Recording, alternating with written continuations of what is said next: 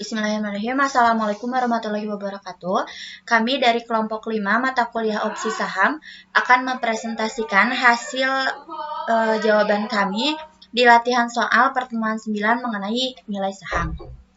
Mungkin sebelumnya izin memperkenalkan diri untuk anggota kelompok. Pertama ada Dini Nur Aini dengan NIM 119701024 dan saya sendiri Zalfauriyah Marina dengan NIM 119701026.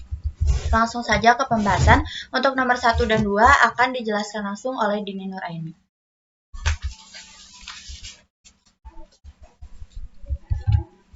Ya, bismillahirrahmanirrahim. Dibacakan terlebih dahulu ya soalnya. Nomor 1, sebuah saham membayarkan dividen per share 2.000 dan diperkirakan dividen akan tumbuh konstan 5% per tahun hingga seterusnya. Jika tingkat pengembalian yang disyaratkan investor adalah 20% per tahun, berapakah nilai intrinsik saham tersebut? Oke. Kita sudah tahu ya bahwa rumusnya itu adalah percent value sama dengan D0 dikali 1 plus G dibagi KS dikurangi G. Nah, di sini D0-nya itu adalah dividen per lembar sebelum tumbuh. Berarti di soal kita ada 2.000, kemudian G-nya itu tingkat pertumbuhan dividen 5% atau 0,05, kemudian KS-nya tingkat pengembalian yang disyaratkan itu 20% atau 0,2. Sehingga dapat kita ketahui bahwa percent value sama dengan 2.000 dikali 1 ditambah 0,05 dibagi 0,2 dikurangi 0,05 dan dihasilkan 14.000. Nah, kemudian untuk nomor 2, sebuah saham diperkirakan membayarkan dividen tiap tahun sebesar 1.500. Tingkat pengembalian yang diisyaratkan adalah 16%. Hitung nilai intrinsik saham tersebut.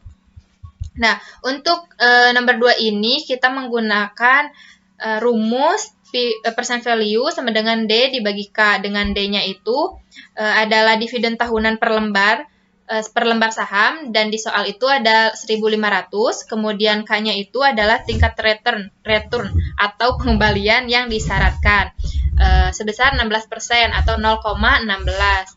Sehingga dapat kita ketahui bahwa percent value-nya adalah 15.000 dibagi 0,16 sehingga menghasilkan 9.375 lembar saham.